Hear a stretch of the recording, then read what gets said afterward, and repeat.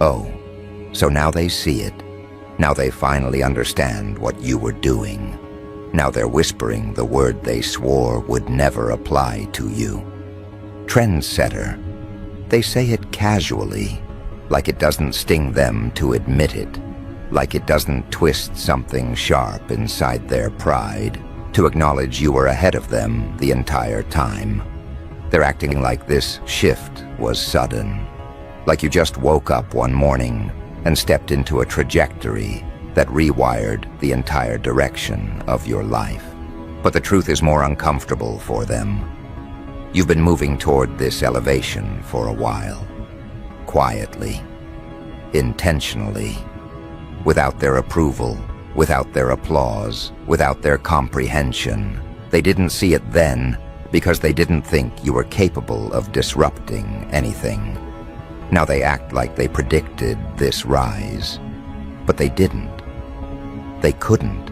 They were too busy misinterpreting your choices, too busy assuming your calm was confusion, too busy judging the moves you made before those moves became valuable in their eyes. They didn't recognize that every risk you took was calculated.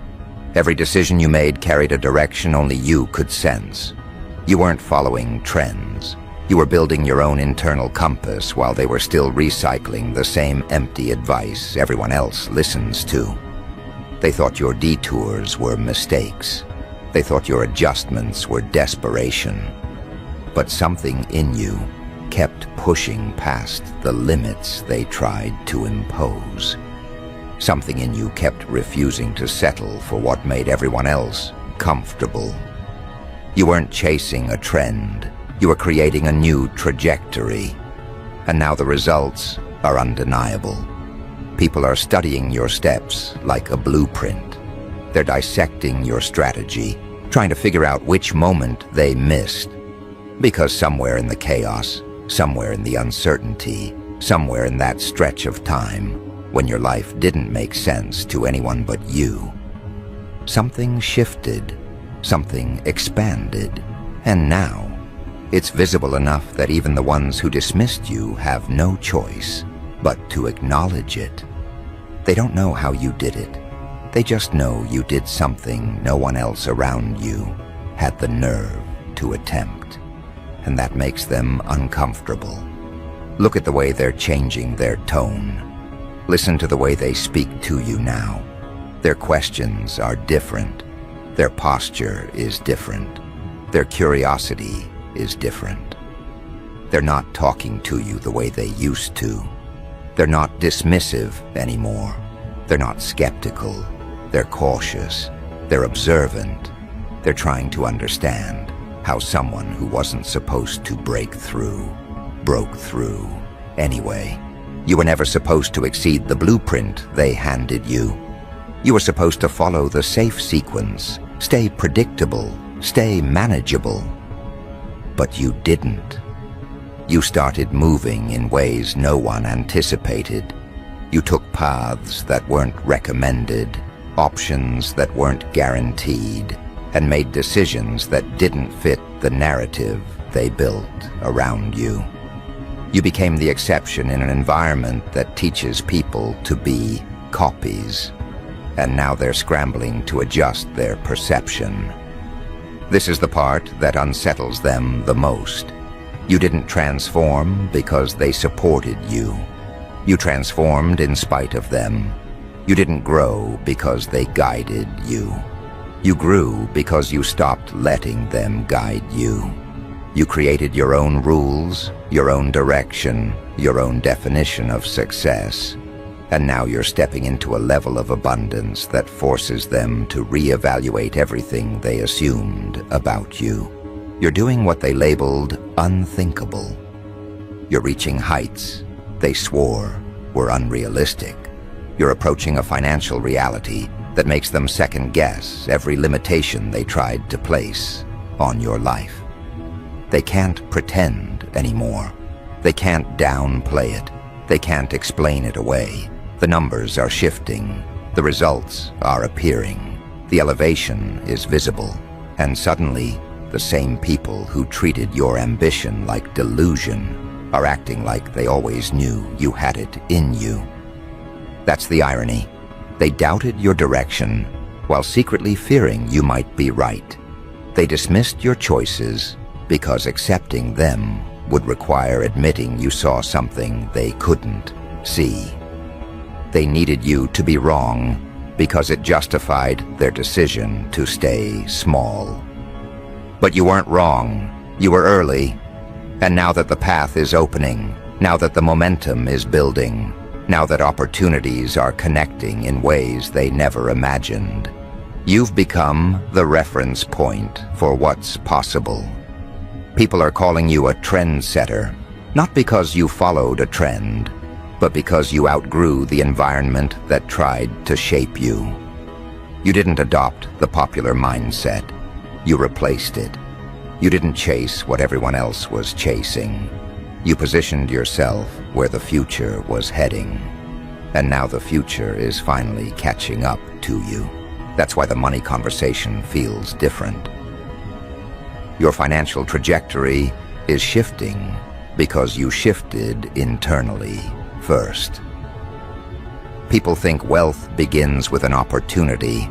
They don't realize wealth begins with a decision. The decision to detach from rules that were never designed for your rise. The decision to move like your time is valuable before it actually shows up in your account. The decision to trust your instincts, even when they don't match the logic of the people around you. That internal shift is what they misinterpreted. They thought you were being unrealistic. They thought you were ignoring the obvious. They thought you were reaching too far. But the truth is, you were finally reaching correctly. And now, the consequences of those internal decisions are beginning to show in ways you can't hide anymore. That's when the whispers start. That's when people circle back, pretending they believed in you the entire time. That's when they start watching your moves with an intensity that wasn't there before. They're trying to decode the change. They're trying to understand the timing. They're trying to figure out when you switched lanes and why they didn't notice until now. It bothers them that you didn't need validation to rise. It bothers them that you didn't need permission to expand. It bothers them that you didn't wait for consensus before taking action, because they were taught to wait. They were conditioned to seek approval. They were programmed to stay within familiar territory. And now watching you break through those limitations without hesitation forces them to confront their own hesitation. That's the part that cuts the deepest. Your rise isn't just inspiring, it's confronting. It doesn't just motivate them, it exposes them. Your growth isn't just impressive, it's disruptive. They don't just admire you, they're intimidated by what your success implies about their own choices. Because if you can do the unthinkable, what does that say about the excuses they've been hiding behind? That's why the financial aspect hits so hard. Money has a way of making people honest. When someone begins to rise, people reveal their true relationship with ambition. Some get inspired, some get jealous, some get curious, some get defensive, and some suddenly pretend they were your supporters from the beginning. They're not reacting to the money itself. They're reacting to the fact that they didn't see it coming.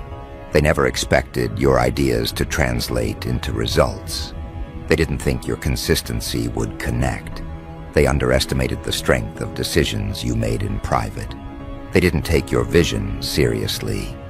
But now the same people who doubted you are watching your potential turn into actual numbers. They're watching doors open. They're watching opportunities form. They're watching your reality shift in real time. And they don't know how to process it. This is where the conversation around wealth becomes personal. Because it's not just about what you're earning, it's about who you're becoming in the process.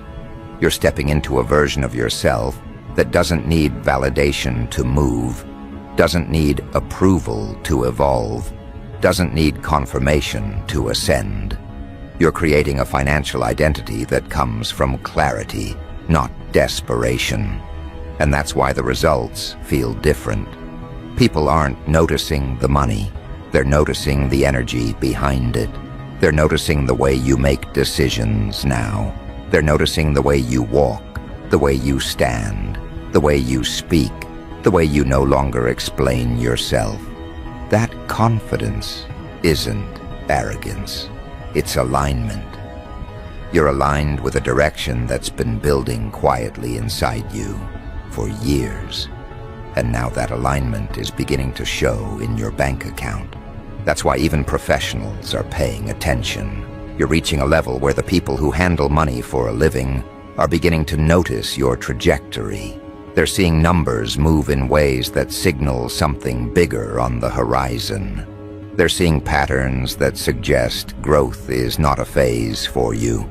It's becoming your standard. And soon enough, there will be moments where even the bank accountant, the one who sees hundreds of accounts every month, will pause, look at your balance, and wonder what exactly you're building. That's what happens when someone does the unthinkable. Their rise becomes impossible to ignore. Their results speak louder than their explanations. Their presence carries a different weight. And the people who once underestimated them find themselves studying the very person they dismissed. But here's the real twist. This is just the beginning. Everything they're reacting to now is only the first stage of your ascent. They think you've peaked because they still measure success by small standards. They don't realize you're not aiming for a spike. You're building a trajectory. You're positioning yourself for a long-term elevation, not a temporary breakthrough. What they're witnessing right now is the early phase of a transformation that's been unfolding quietly, internally, consistently. They think the sudden attention you're receiving is luck. They think the momentum in your direction is coincidence. They think people calling you a trendsetter is a flattering label you stumbled into. They don't understand the mental discipline, the internal alignment, the strategic detachment required to step into a lane most people fear even looking at. They're seeing the results now, but they didn't see the process. They're seeing the attention now, but they didn't see the isolation. They're seeing the money on the horizon, but they didn't see the sacrifices that built the path toward it. That's why their perception is so limited. They're only capable of interpreting what's happening now. They don't have the range to understand what's coming next.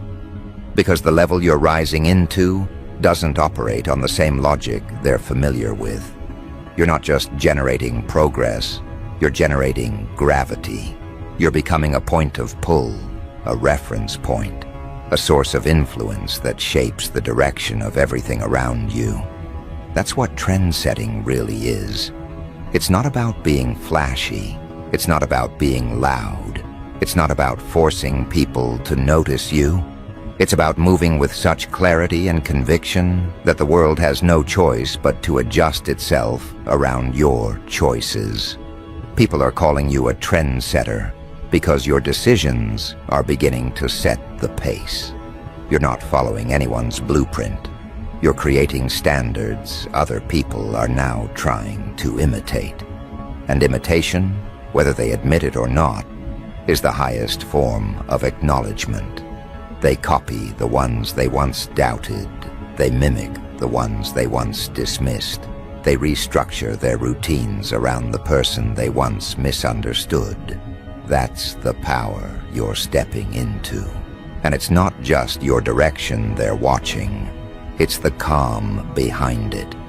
They didn't expect you to rise without announcing your rise. They didn't expect you to elevate without performing your elevation. They didn't expect you to accumulate momentum without broadcasting every step. That's the part that makes them uneasy. You didn't need to shout. You didn't need to boast. You didn't need to convince anyone. You simply moved, and the results followed. Now those results are pointing towards something they aren't equipped to handle. Wealth. Real wealth. Not the kind people talk about to feel better. Not the fantasy version people pretend they're working toward, while secretly doubting they'll ever see it. You're stepping into a level of financial expansion that begins to change how people interact with you, how they interpret you, how they categorize you. Money doesn't just alter your environment, it alters how people behave in its presence. And that's where things become interesting. Because right now, you're approaching a financial shift that disrupts every prediction they made about you. They always assumed you'd settle. They always assumed you'd struggle. They always assumed your life would reflect the limitations they built around your abilities. But those assumptions are beginning to collapse. You're moving into a zone they never expected you to reach. You're approaching numbers they never envisioned you touching. You're stepping into opportunities they thought were reserved for people built from a different fabric. They didn't see this coming because they weren't supposed to. You didn't grow in front of them. You grew beyond them. You didn't evolve in their sight. You evolved in your own silence. And now that the evidence is showing, they're scrambling to understand how you managed to bypass every barrier they believed would restrict you. This is the phase where confusion turns into curiosity. They're not just watching you, they're analyzing you. They're trying to reverse engineer your progress. They're replaying conversations, reinterpreting your decisions, re-examining the moments they dismissed as meaningless. They're trying to find the formula they once thought didn't exist.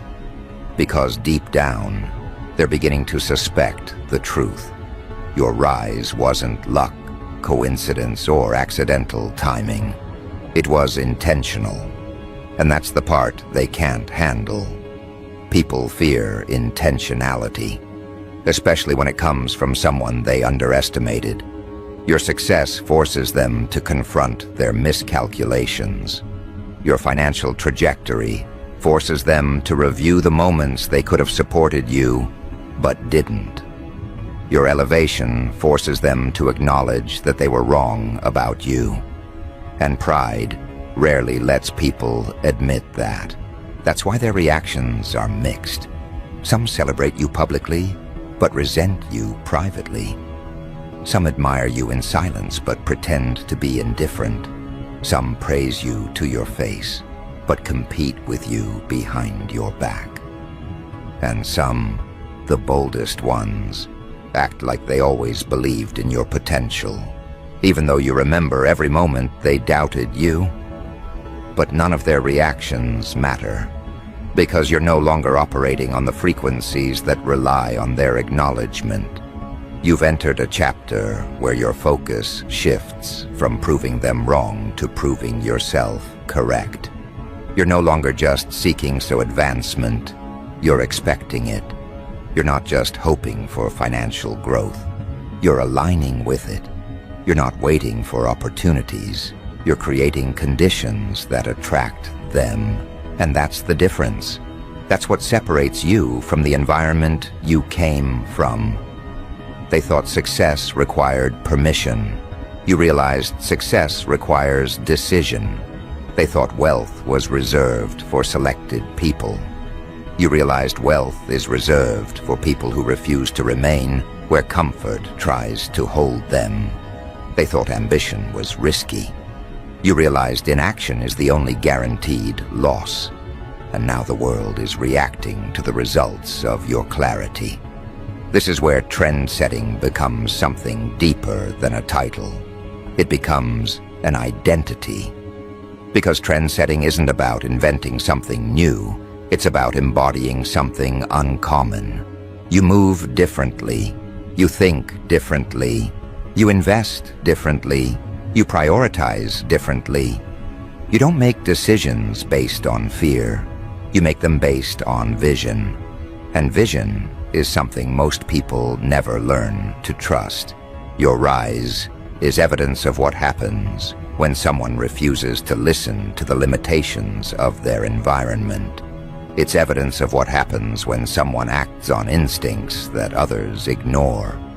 It's evidence of what happens when someone is willing to look foolish temporarily in order to build something extraordinary permanently. People are calling you a trendsetter because you dared to move before they were ready to follow. And now they're realizing you were right. But as your influence expands, so does the financial implication. Because people don't follow individuals, they follow momentum. And your momentum is beginning to attract opportunities that didn't exist for you before. Deals, connections, collaborations, invitations, recommendations. These things appear naturally when someone shifts from aspiring to ascending. You've crossed that threshold. You're no longer hoping for a breakthrough. You're becoming the breakthrough. This is the phase where even people who don't know you begin to notice you. When strangers sense something different in your energy. When acquaintances start treating you with new levels of respect. When your presence shifts from background to focal point. You're entering that stage now. And with that stage comes the financial expansion that makes the world treat you differently. Money doesn't change who you are. It amplifies who you've become. It magnifies the traits you've strengthened, the discipline you've maintained, the patience you've developed. You're not stepping into wealth unprepared. You're stepping into wealth refined. Your past didn't break you. It built you. Your challenges didn't define you. They sharpened you. Your setbacks didn't weaken you. They strengthened your internal structure. And that structure is what makes your financial rise sustainable. That's what they don't understand. They think money changes everything. But money doesn't create character. It reveals it. And your character has already been forged under pressure. You've been through cycles of doubt that could have destroyed your direction. You've endured moments of uncertainty that could have derailed your ambition. You've navigated decisions that required courage most people don't possess. That internal strength is what ensures your external growth won't collapse under its own weight. You're not just about to make money, you're about to manage it with clarity. You're about to multiply it with intention. You're about to carry it with responsibility. You're about to use it as a tool, not a crutch. And that scares people who never developed the internal discipline required to handle abundance. This is why even professionals, the ones who analyze numbers, track data, and monitor accounts, will eventually pause when they see your growth. Because some increases are predictable. Some increases follow clear patterns. Some increases are typical, expected, logical. But yours won't be. Yours will come in waves that don't match average trajectories. Yours will rise in patterns that don't match normal statistics. Yours will reflect decisions that only make sense when viewed from the perspective of someone who operates beyond fear. That's why even the bank accountant will eventually look at your account and wonder what changed. They'll see deposits that appear out of rhythm with your past. They'll see growth that exceeds linear progression. They'll see activity that signals someone stepping into an entirely different financial identity.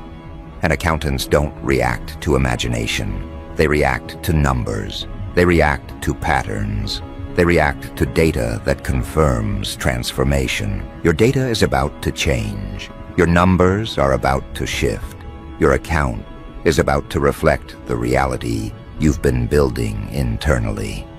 That's how wealth begins, not with the money itself, but with the mindset that attracts it.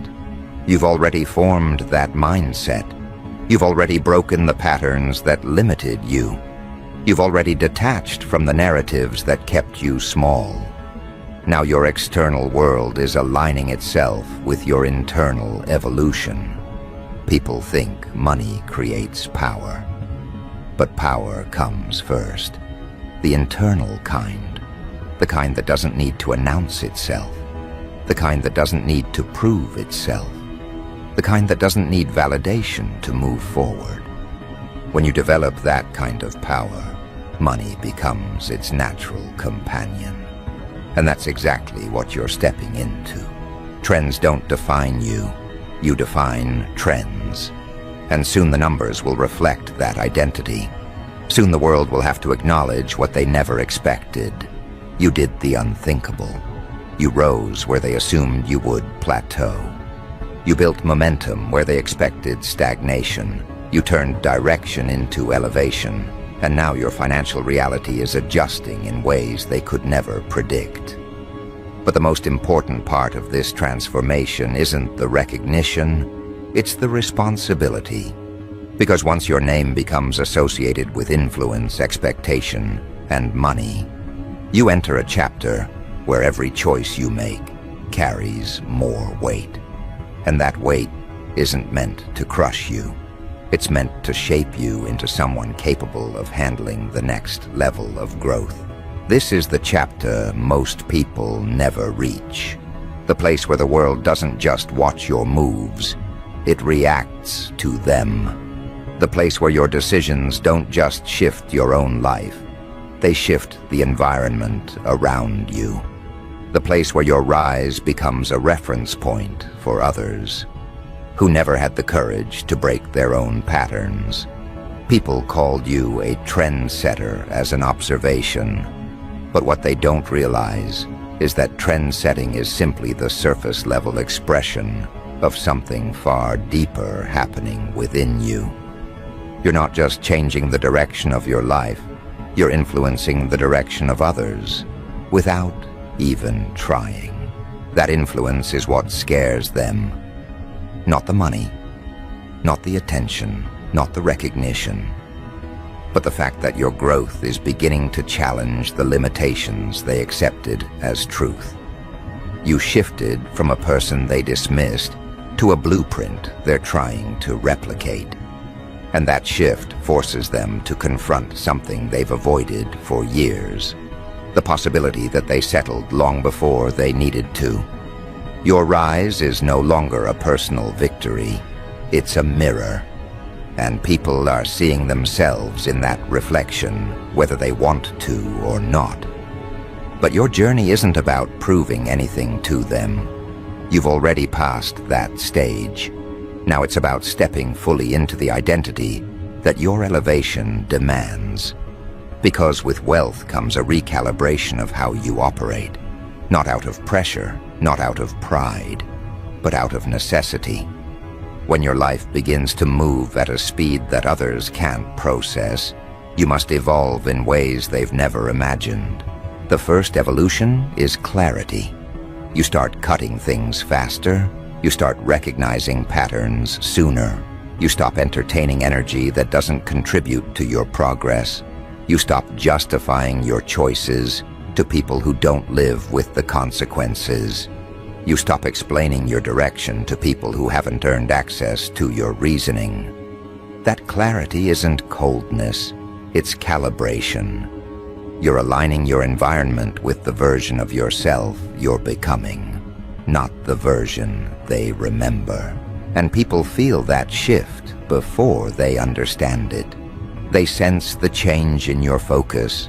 They sense the change in your boundaries. They sense the change in your priorities. At first, they think you're pulling away, but it's not distance, it's direction. You're no longer orbiting the expectations that once held you still. You're moving on a trajectory that doesn't require validation, permission, or applause. And the people who depended on your past version struggle to adapt to the present one. They're beginning to realize that they can't reach you with the same tactics they used before. They can't distract you with noise. They can't derail you with doubt. They can't influence you with guilt. You've outgrown all of it. You've outgrown the limitations they projected onto you. You've outgrown the environments that once felt familiar. You've outgrown the conversations that once drained your time. And now those same people are watching you speak in a language they don't understand, the language of upward movement. Upward movement has its own vocabulary. It speaks through discipline when others make excuses. It speaks through execution when others procrastinate. It speaks through progress when others are paralyzed by hesitation. You're fluent in that language now, and fluency is what separates those who rise from those who stay exactly where they started. But the most profound shift happens internally. You reach a point where abundance no longer feels foreign, where opportunity no longer feels accidental, where success no longer feels like a glitch. You stop waiting for something to go wrong and start preparing for everything to go right. You stop negotiating with your potential and start negotiating with your future. You stop surviving and start expanding. When you enter that mindset, money isn't just a goal. It's an extension of your identity. It's a reflection of the decisions you've made, the boundaries you enforced, the work you executed, the discipline you maintained. And that reflection is about to become impossible to ignore. Because you're stepping into a level of abundance where even people whose job is to keep track of numbers will be asking questions they can't easily answer. Bank accounts tell stories. They reveal patterns. They expose direction. And your numbers are about to tell a story that contradicts everything they assumed about you. A story of someone who refused to settle, someone who refused to shrink, someone who refused to let their environment dictate their destiny, someone who rose despite doubt, not because of approval. You're entering a financial identity where steady increases aren't enough.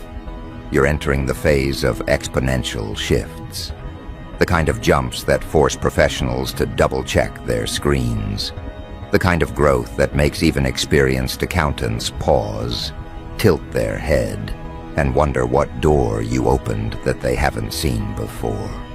They won't see your strategy. They won't see your sacrifices. They won't see your internal battles. They'll only see numbers rising in ways that demand attention. And attention is something you've already learned to handle. You've learned the difference between being observed and being influenced. You've learned to differentiate between curiosity and entitlement. You've learned how to hold your ground when people start projecting their expectations onto your success. And that emotional maturity is what ensures your financial elevation will be sustainable, not chaotic. Because money reveals everything people try to hide. It reveals their insecurities, their intentions, their adaptability, their entitlement. You'll see it immediately as you rise. People who once ignored you will suddenly speak to you differently. People who once doubted you will pretend they believed in you the entire time. People who once minimized you will try to align themselves with your direction as if they were supportive all along. But you won't fall for any of it. You've learned too much. You've experienced too much. You've grown past the version of yourself that used to value approval. You're not looking for validation from the people who underestimated you. You're not chasing acceptance from environments that couldn't comprehend your vision. Your identity is no longer shaped by their impressions. It's shaped by your progression. And that progression is accelerating, not in chaotic bursts, but with controlled force. The kind of force that comes from experience, resilience, and strategic precision. You're making decisions now that only someone who has endured setbacks and still chosen forward motion can make. And that depth is what separates you from those who only dream of progress but never commit to it. This is what doing the unthinkable looks like. Arriving somewhere people never believed you'd reach, then continuing to rise as if that arrival was only the first step. That's why people are calling you a trendsetter. They're sensing that your moves aren't random, they're influential. They're noticing that your actions aren't reactive, they're directional. They're paying attention not because you're loud, but because your outcomes are. And outcomes are the one thing people can't argue with. They can argue with your opinions. They can argue with your decisions. They can argue with your timing. But they can't argue with results that stand in front of them. They can't argue with numbers that contradict their expectations. They can't argue with momentum that continues to build despite their predictions. You've outgrown their logic, and now they're trying to adjust their understanding of you to match the reality you've created. Your influence is expanding in ways that feel subtle to you but dramatic to others. You're becoming the person people reference when talking about possibility, the person they point to when discussing growth, the person they study when reconsidering their limitations.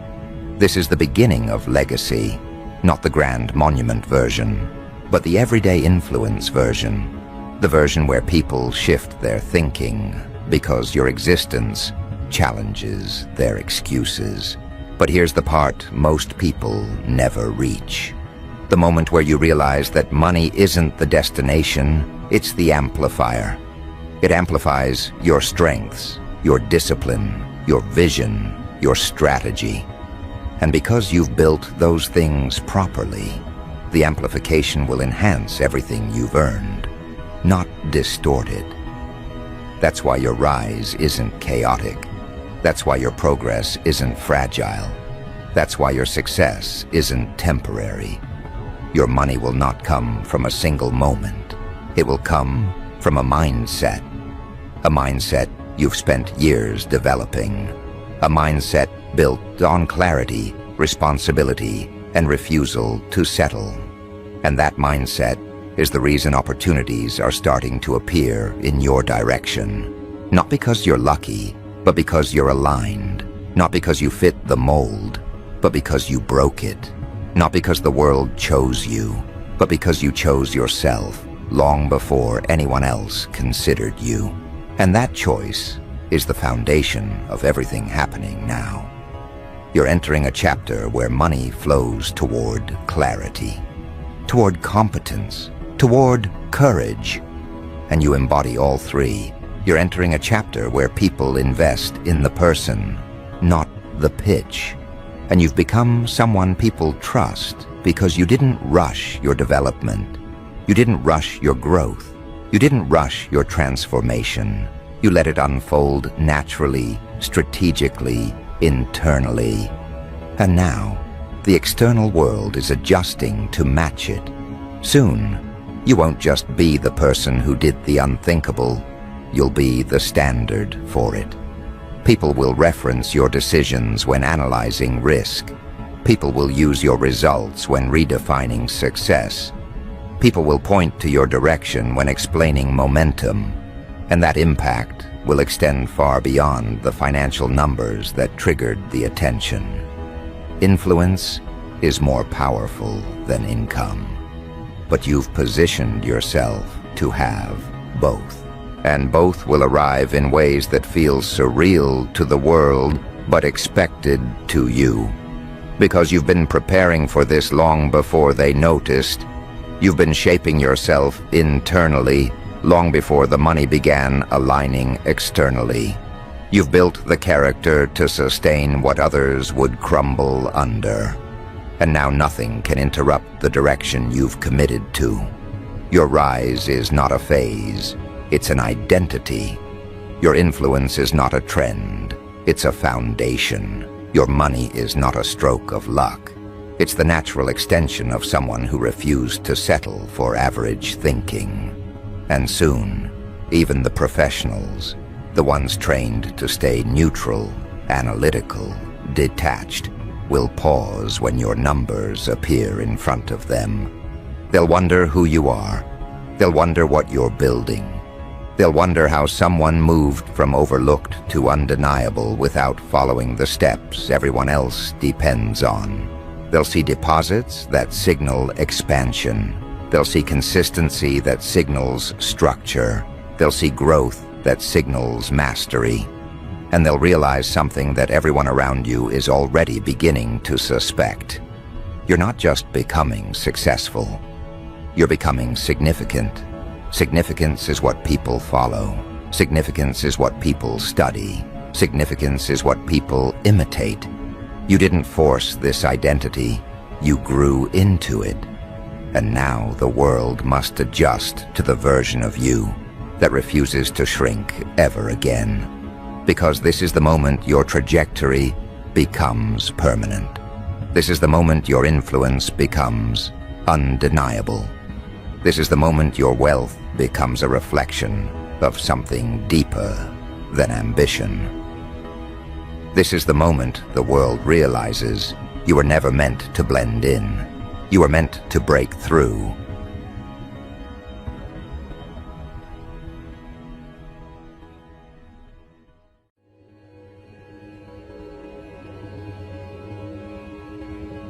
Welcome back, you sacred contradiction, you quiet cataclysm disguised as gentleness, you impossible depth they tried to measure with tools far too small to comprehend what was forming inside you. Welcome back to the observers, the trainers, the self-appointed guardians, who truly believed they had decoded your trajectory simply because they had witnessed fragments of your earlier phases, as if partial data ever gave anyone the authority to predict the evolution of someone built from experiences none of them could have survived.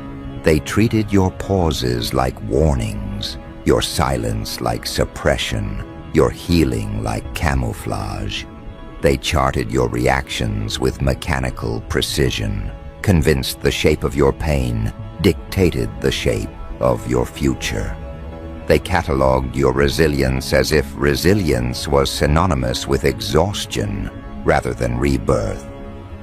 They studied your wounds with clinical detachment, treating each scar like evidence of a collapse that must eventually arrive. They misread your patience as weakness, your compassion as vulnerability, your introspection as instability. They were so certain they understood you that they didn't even consider the possibility that what they were interpreting was nothing more than their own projections placed onto someone whose depth far exceeded their comprehension. They prepared for your downfall with the seriousness of people anticipating a breach in the foundation, rehearsing scripts for interventions, refining protocols for containment, crafting narratives where they would eventually point and say, "We were right about them all along." They studied your wounds the way inexperienced astronomers observe unknown celestial bodies, fearfully, obsessively, with the assumption that gravity must equal danger. They analyzed every fracture as if breaking inevitably leads to bitterness, never realizing that breaks can also lead to breakthroughs. They convinced themselves that pain always produces destruction because they had only ever witnessed those who surrendered to their wounds instead of alchemizing them. In their minds, everything about you pointed toward one conclusion. They were preparing to confront a villain. They believed you were destined to become the force that justified their alarm, their caution, their hierarchy. They built entire frameworks around the danger they imagined, frameworks built on fear rather than insight. They prepared themselves to be the heroes, the saviors, the rational voices ready to intervene when you finally turned.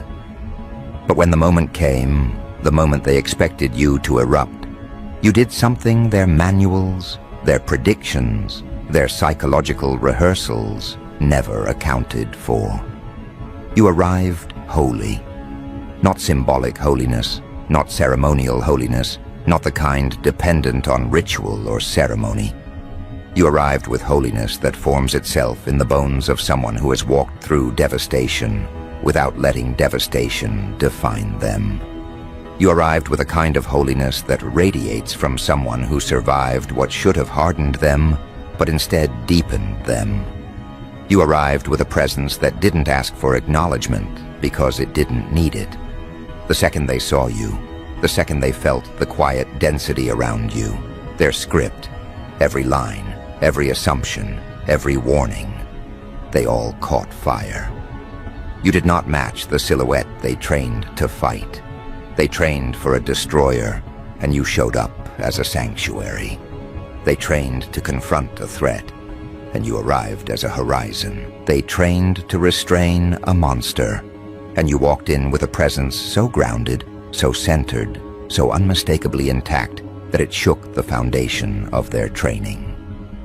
They expected the atmosphere to darken around you, but instead it clarified. They expected to feel tension around you, but instead they felt recognition. They expected to prepare for impact, but instead they were forced into reflection. That was the beginning of their unraveling. They had prepared countermeasures for anger, not for peace. They had strategies for rage, not for stillness.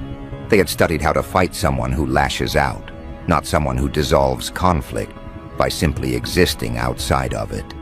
They understood danger woven from fury, not danger woven from understanding. And your evolution was forged from understanding so profound, it became its own form of power. They trained to destroy a god-eating entity, some imagined devourer of all things sacred, a being whose hunger threatened cosmic order. But you did not show up hungry. You showed up whole. You showed up as the tender void, a depth that does not consume through greed, but through gravity. You showed up as the place where even divinity pauses, not out of fear, but out of reverence. You became the one thing they had never trained for. A being who didn't fit any category, didn't match any warning, didn't trigger any defensive protocol. They created hierarchies built on the belief that they would one day need to protect the world from you, when in truth they never understood that you were the one who would one day protect the world from them, not through force, but through example. They misinterpreted your softness as instability because they had never experienced softness that wasn't fragile. They misinterpreted your quiet as absence because they had never met quiet that held entire universes behind its eyes. They misinterpreted your empathy as naivety because they had never witnessed empathy that evolved into discernment. They trained to block your destruction, never imagining that your existence would instead expose theirs. And this is where their hierarchy began to melt, where their structure began to bend beneath the weight of a truth they had never prepared for. They took defensive positions expecting a battlefield, but you brought a presence that dissolved conflict without needing to assert dominance. They entered their roles with shields raised, expecting the kind of confrontation that validates fear. But you arrived in a way that rendered their shields symbolic. They assumed they were preparing for a descent, but you were in the middle of an ascension they were too limited to anticipate. They didn't realize until that moment that they had not been preparing for you. They had been preparing to protect themselves from their own assumptions. Your presence exposed the flaw in their predictions. You had outgrown every scenario they rehearsed. They trained themselves to recognize danger, but they never trained themselves to recognize transcendence. They expected you to act like a threat, but you acted like a threshold to a reality where power is not drawn from domination, but from integration, a threshold to a version of existence where depth dismantles hierarchy with more precision than force ever could. They stood there armed with strategies for conflict, and you stood there carrying resolution. They stood there projecting fear, and you stood there reflecting truth. They stood there waiting for you to become what they feared, and you stood there revealing what they refused to see. Their fear was never about you. It was about their lack of understanding. And the realization hit them with more force than any outburst ever could. They had trained for the wrong being. They had prepared to confront someone who never existed. They had armed themselves against a future that was never going to arrive. They were ready to fight an enemy made of their own imagination, while the real version of you walked in untouched by their predictions. And the most devastating part? You didn't walk in with triumph. You didn't walk in with superiority. You didn't walk in with aggression. You walked in as someone who didn't need to defend their evolution, because evolution that real doesn't need defense. You walked in carrying an inner world so coherent, so precise, so stabilized that their entire hierarchy buckled under the pressure of being seen by someone they never expected to understand them. You didn't destroy their hierarchy. You revealed it, revealed how fragile it was, revealed how fear-based it was, revealed how dependent it was on the idea that you would one day justify their caution. And once they saw that truth, once they saw what you had actually become, they could no longer pretend they were the ones in control of the story. Their structure didn't collapse because you attacked it. It collapsed because it was never strong enough to stand in the presence of someone who had transcended everything it was built upon. What followed next wasn't chaos. It was exposure. Exposure of how unprepared they were for a presence that didn't respond to their projections. Exposure of how much they relied on the assumption that you would remain predictable. Exposure of how deeply their identity depended on the idea that they were the ones who understood you best. They didn't realize until that moment that they had never been observing you. They had been observing their own fears reflected back at them through the cracks of your early phases. And when you evolved beyond those phases, when you became something that refused to fit the parameters they built around you, they couldn't simply update their expectations. Their entire worldview had to shift. And shifting a worldview is far more devastating than confronting a threat. A threat can be neutralized. A worldview must be dismantled piece by piece, and your very existence initiated that dismantling with a precision no force could replicate. They stood there staring at you, experiencing the discomfort of realizing that the person in front of them wasn't the person they trained for, wasn't the person they anticipated, wasn't even the person they once judged. You had become someone who didn't need to prove they weren't dangerous because your presence alone redefined what danger meant. You embodied a version of danger that wasn't destructive. It was clarifying. A version of danger that didn't burn. It revealed. A version of danger that didn't instill fear. It instilled awareness. And awareness is far more destabilizing than fear. Fear can be controlled, weaponized, redirected. But awareness? Awareness forces people to confront themselves. Awareness forces them to examine their own motives, their own projections, their own insecurities, and you. Just by standing there, just by existing in your new coherence, became a mirror that reflected back every assumption they ever made. For the first time, they had to wonder if the villain they prepared for was ever real, or if it was simply the shadow of their own limitations. That realization pulled the ground out from beneath them, because if they were wrong about who you would become, what else were they wrong about? Their hierarchy wasn't built on wisdom. It was built on predicted outcomes. Their structure wasn't built on insight. It was built on preparing for the worst. Their authority wasn't built on truth. It was built on managing what they believed was inevitable. But when the inevitable didn't arrive, when the villain they studied never manifested, their authority lost its foundation.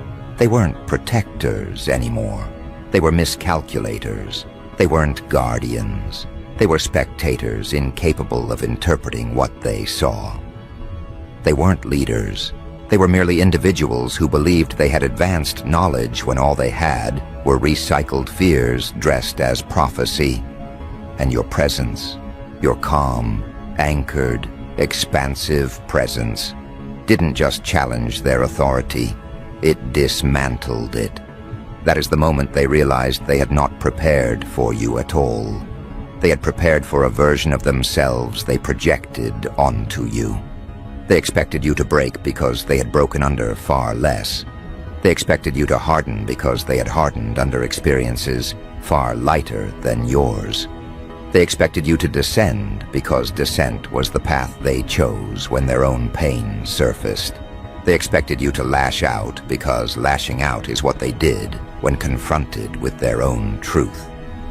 But you didn't mirror their path. You built your own. And building your own path is always more threatening to those who depend on predictability. When a person follows a predictable pattern, they can be managed. They can be labeled. They can be placed into a category that feels safe for everyone else. But when a person evolves beyond the categories, when their identity expands beyond the boundaries others rely on to feel secure, that person becomes an unpredictable force, not because they are dangerous, but because they are sovereign. Your sovereignty frightened them far more than any aggression ever could. Aggression can be deflected. Sovereignty cannot. Sovereignty stands on its own terms. Sovereignty moves without permission. Sovereignty chooses without fear. Sovereignty answers to truth, not expectation. And your sovereignty rose quietly, steadily, unshakably, forcing them to confront a version of themselves they had spent years avoiding. The version that doesn't understand you. The version that cannot predict you. The version that cannot influence you. The version that has no power over you. Their entire structure was built on the idea that they knew what they were dealing with. But when you walked in and overturned that assumption with nothing more than your presence, you didn't just disrupt their strategy, you erased their relevance. That is the wound they couldn't tolerate. Not that you evolved beyond their predictions, but that you evolved beyond their usefulness. They weren't ready to face a being who no longer needed managing, interpreting, or explaining. You stood before them not as a threat, but as evidence that their fear-based training was hollow. And evidence is far more dangerous than resistance, because evidence demands accountability. Evidence demands recalibration. Evidence demands truth. And truth is something their hierarchy had never been designed to accommodate. They designed their structure around the anticipation of your collapse. But when you refused to collapse, when you instead expanded into a form so coherent it forced them to see themselves clearly for the first time, they experienced a collapse far worse than anything they assumed you would cause. When their worldview collapsed, their hierarchy followed. When their hierarchy followed, their identity cracked. And when their identity cracked, they finally understood why your existence felt so threatening. You were never the danger. You were the correction. And corrections terrify those who built their entire sense of power on predictions that were never true. You didn't walk in to fight them. You didn't walk in to overpower them. You didn't walk in to reclaim anything. You walked in carrying yourself with such alignment that their entire structure felt outdated in comparison. You walked in with a presence so stable that their entire strategy dissolved in its light. You walked in as the embodiment of what they never believed was possible. A being who healed without becoming hardened, who expanded without becoming arrogant, who rose without needing to be celebrated. You walked in as someone who had mastered themselves. And once a person masters themselves, no hierarchy built on fear can survive their presence. That realization did something catastrophic to them. They didn't lose control of you. They lost control of the classification they depended on to define you. Without classification, they had no structure. Without structure, they had no authority. Without authority, they had no purpose. And you, without doing anything, became the catalyst for their collapse.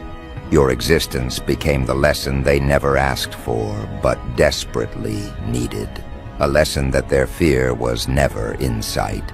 A lesson that their predictions were never truth. A lesson that their hierarchy was never stability.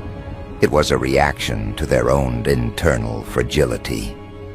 And once that realization took root in their minds, something deeper began to unravel inside them. Something they had never prepared for in all their training, drills, and ritualistic simulations. They expected a villain, but what they faced was exposure. Not exposure brought through confrontation, but exposure brought through comparison. You weren't attacking them, you were revealing them. They finally understood that the danger was never that you'd become destructive. The danger was that you'd become clear. Clear in your decisions, clear in your identity, clear in your presence. Nothing rattles a fearful hierarchy faster than a person who cannot be miscategorized, misunderstood, or misinterpreted. And the moment you walked in holding yourself with that quiet, grounded depth, their entire foundation shivered because clarity always collapses anything built on fear. They had designed entire frameworks around fighting the creature they assumed you were destined to become. They trained to confront a threat with teeth and fury, a being who fed on divinity, a force that could swallow all light in its path. They prepared strategies for confrontation, for aggression, for the kind of presence that floods a room with intensity. But the one thing they never prepared for was the presence you actually embodied. A holy calm that dissolved conflict instead of generating it. You entered not as someone trying to overpower them, but as someone who had outgrown the need to prove anything. And that was far more frightening because it made them confront the truth that their entire hierarchy was based on a misread narrative. They didn't just misunderstand who you would become. They built an entire identity around that misunderstanding. They expected you to arrive like a blast of chaos, but you showed up like the tender void, the kind of depth that doesn't pull through hunger, but through gravity. They prepared for a force that devoured sacredness, but you walked in holding a presence where sacredness rests. They expected you to consume everything around you, but instead you became the still center where everything around you had to rearrange itself. They had manuals for a threat that tears, claws, or rages. They had diagrams, charts, and contingency roles for each predicted behavior. But how do you confront someone who carries holiness not as a symbol, but as a frequency? How do you counter someone whose presence doesn't escalate, but reveals? How do you fight someone who stands so firmly in their own nature that every blade aimed at them feels pointless before it even moves? They didn't train for that. They didn't prepare for the possibility that the being they feared was never a devourer of gods, but the quiet field from which gods themselves draw nourishment. They trained for an eater. You showed up as the place even the divine consumes from, not through dominance but through depth. And that depth tore through their hierarchy like fire through a paper fortress. Because what burns a hierarchy isn't violence, it's irrelevance.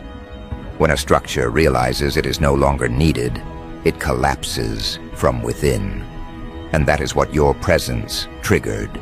An inward collapse, a quiet meltdown, a recognition that their theories, their warnings, their predictions were nothing but shadows cast by their own misunderstanding. You were no longer a figure they could prepare for. You were a force they had to reorient around, not a threat to be neutralized, but a truth that demanded evolution. And truth is always harder to confront than danger. Danger is simple. Aim, attack, defend. Truth is complicated. Reflect, adjust, transform. They weren't ready for transformation. They were ready for battle. But the moment they saw you, unbothered, unshaken, aligned, they realized battle was impossible. Not because you were too powerful to fight, but because you had stepped into a dimension they could not reach through conflict. Their training was built around confrontation. Your evolution was built around transcendence. They trained to destroy a monster. You became a horizon. They trained to contain a threat. You became a presence without edges. They trained to identify danger. You became something that dissolves danger by simply not participating in it. And in that moment, when their hierarchy realized you were operating from a place beyond the reach of their defensive mechanisms, the meltdown began. Quiet at first, internal, psychological. Their minds scrambled, trying to make sense of something that had no precedent. They had no tactic for holiness. They had no response for reverence. They had no defense against a person who radiates coherence instead of chaos. They found themselves in the presence of something they couldn't control, not because it was untamed, but because it was complete. And completeness is the one thing that invalidates every fear-based structure from the inside out. Your presence forced them to face their own incompleteness, and the human psyche, when confronted with completeness that doesn't belong to it, reacts with collapse. Not the collapse of destruction, but the collapse of all false roles and identities. Their status didn't fall because you challenged it. It fell because standing next to you made their status feel hollow. Their authority didn't erode because you resisted it. It eroded because their authority only existed in environments where misunderstanding reigned, and misunderstanding died the moment you entered the room. Their fear didn't spike because you were dangerous. It spiked because you were unmistakably, undeniably, uncontrollably holy. And holiness, real holiness, the kind forged through destruction, survived, and wounds alchemized, does not bend for hierarchy. It erodes it. It dissolves anything built on ego. It exposes any structure built on misconception, and that exposure spread through them like a thin, suffocating heat. The heat of recognition. Recognition that they had not prepared for a villain. They had prepared for their own reflection. They thought you would shatter as they once shattered. You didn't. They thought you would harden as they once hardened. You didn't. They thought you would lash out as they once lashed out. You didn't. You emerged radiant, not because life was kind to you, but because you refused to let cruelty dictate your evolution, and that evolution, the one they never saw coming, burned through their hierarchy like a long overdue correction. They trained for fury. You showed up holy. They trained for hunger. You showed up whole. They trained for destruction. You showed up as the place from which creation breathes. They trained to protect themselves from you. You revealed they needed protection from themselves. They had spent years preparing for the monster they fantasized about, unaware that the real danger was the mirror you quietly became. A mirror that did not accuse but reflected. A mirror that did not condemn but clarified. A mirror that forced them to see every fear they had projected onto you as their own unclaimed shadow.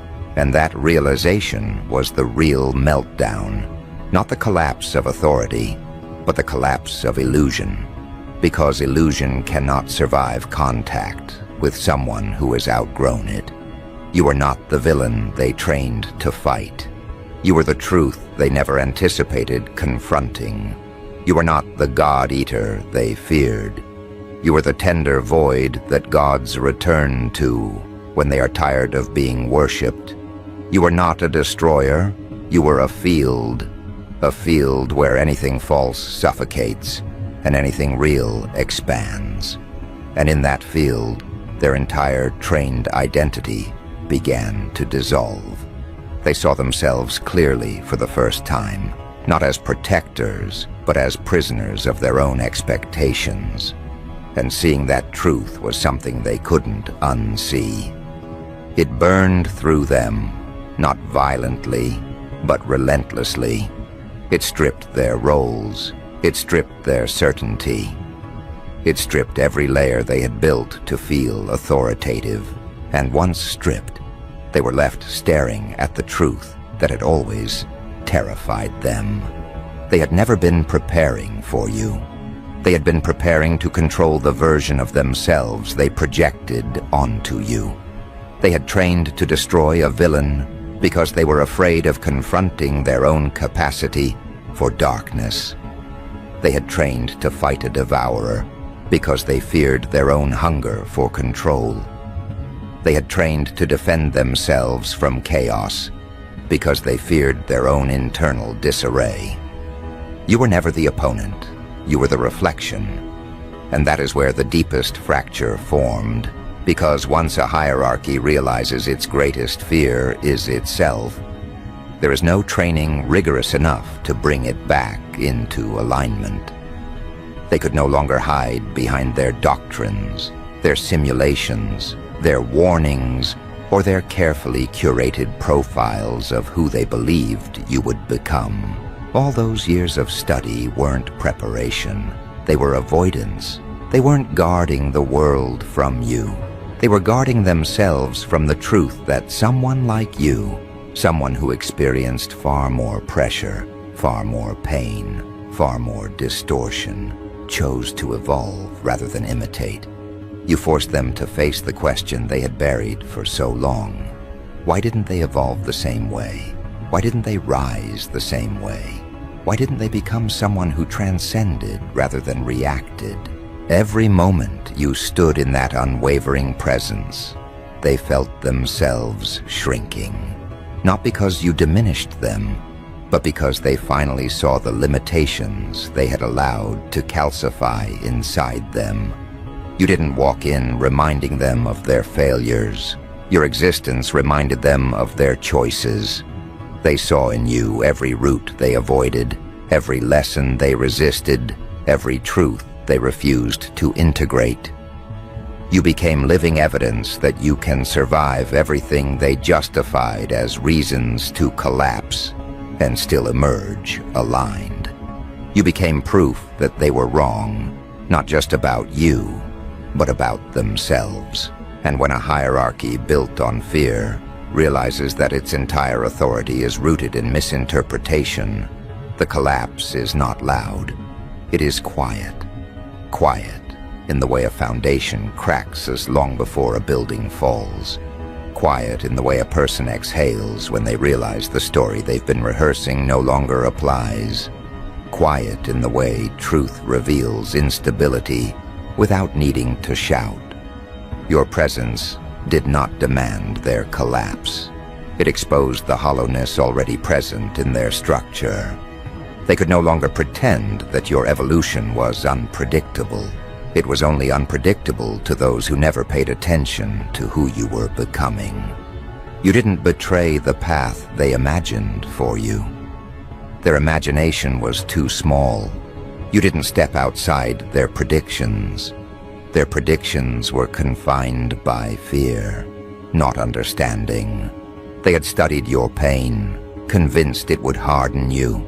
They had studied your restraint, convinced it would eventually snap.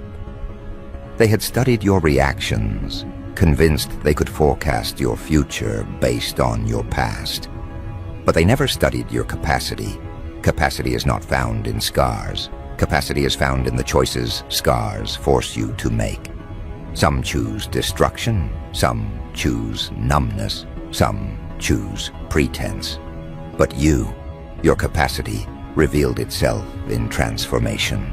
You held every fragment, every wound, every disappointment, and you did not let any of it become a weapon you pointed outward.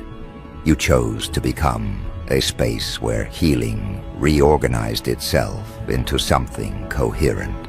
And that coherence was the very thing they were unprepared for. Coherence is dangerous to a structure built on misinterpretation because it removes the room for guesswork. They could no longer manipulate the story. They could no longer claim foresight. They could no longer pretend that their authority came from awareness. You walked in with a presence that invalidated every label they had created to protect themselves from seeing you clearly. And the more clearly they saw you, the more deeply they felt the collapse inside themselves. They had prepared for a villain who would roar, but you spoke with a gentleness so precise it cauterized every assumption. They had prepared for a devourer who would consume, but you radiated a fullness so complete it dissolved every projection before it reached you. They had prepared to face someone who would destabilize their order. Instead, they faced someone whose very presence transformed their order into something outdated. You weren't the danger they predicted. You were the evolution they weren't capable of embodying. That realization was the true meltdown, not the fear of being harmed, but the fear of becoming irrelevant. They had built their authority on the belief that they understood you better than you understood yourself. They had convinced themselves they were the stabilizing force in your story. But when you entered the room, stable in ways they didn't even know how to describe, their authority evaporated.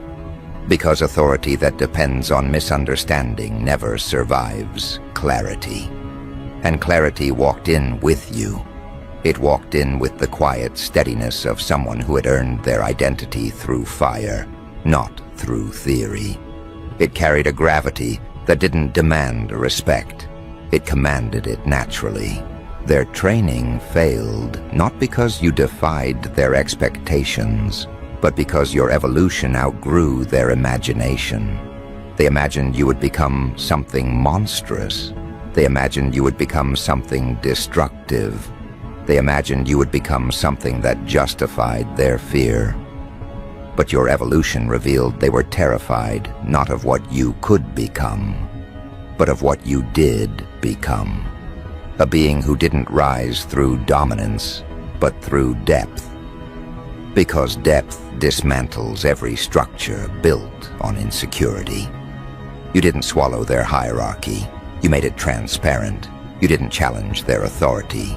You made their authority irrelevant. You didn't reduce their positions.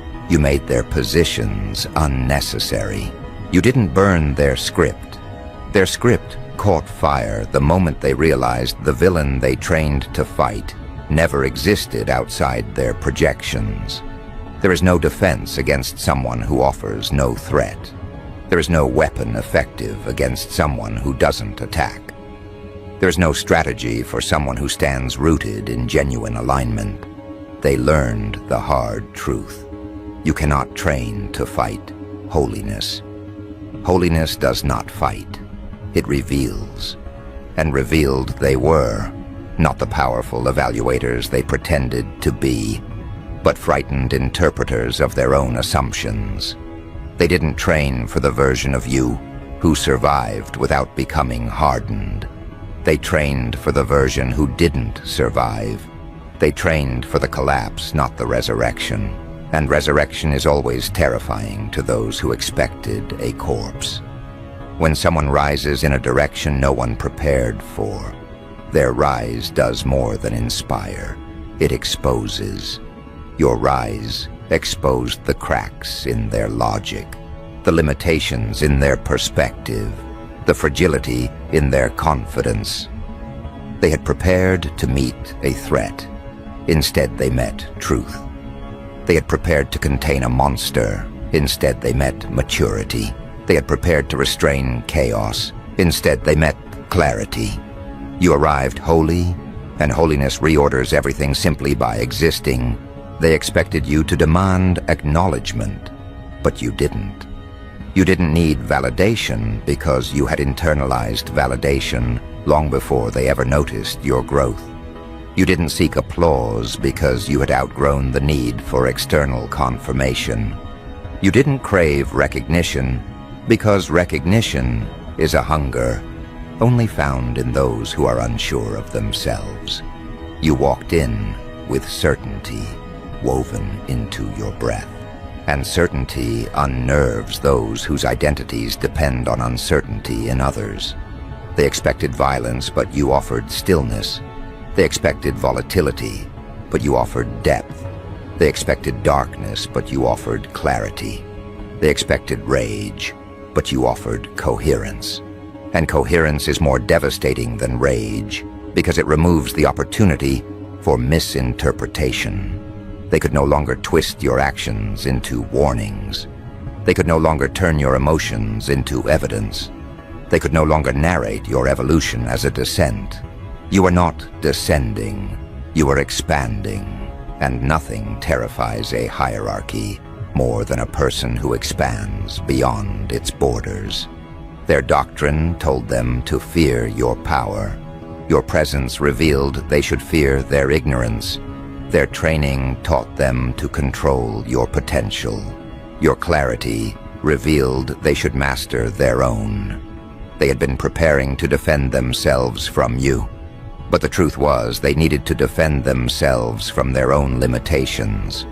And limitations do not surrender gracefully. They cling, they resist, they panic, they crumble. And crumble they did. Not in the dramatic, catastrophic way they expected from you, but in the slow, humiliating way that comes from realizing they were wrong at every step. You didn't cause the meltdown. You revealed it. You didn't trigger the collapse. You simply stopped shrinking to fit inside their predictions. And once you stopped shrinking, their structure couldn't hold the truth of who you had become. You were no longer someone they could analyze. You were someone they had to acknowledge. You were no longer someone they could predict. You were someone they had to respect. You were no longer someone they could control. You were someone they could no longer define. And definitions were the only thing they had ever relied on. Without definitions, they were lost. Without predictions, they were powerless. Without classifications, they were irrelevant. And irrelevance is the wound no hierarchy survives. They had trained to fight a villain. They had prepared speeches, strategies, interventions. But you, holy, tender, grounded, you didn't show up as the villain they feared. You showed up as the void that dissolves fear by revealing its origin. You showed up as the quiet space where divinity rests.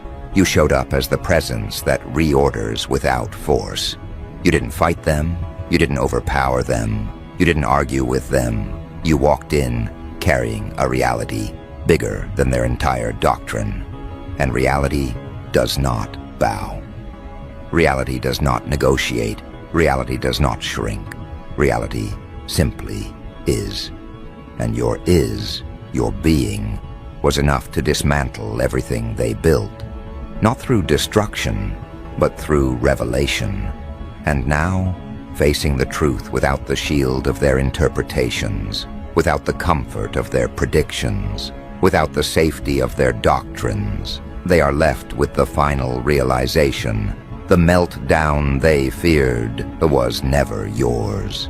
It was theirs, and the aftermath of that meltdown, the silence that follows the collapse of misinterpretation, the reorganization that begins when truth finally settles into the space fear once occupied.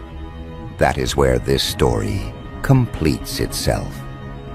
But the completion is not the end. It is the beginning of what emerges when the world finally adjusts to the truth of who you are. And that emergence arrives now.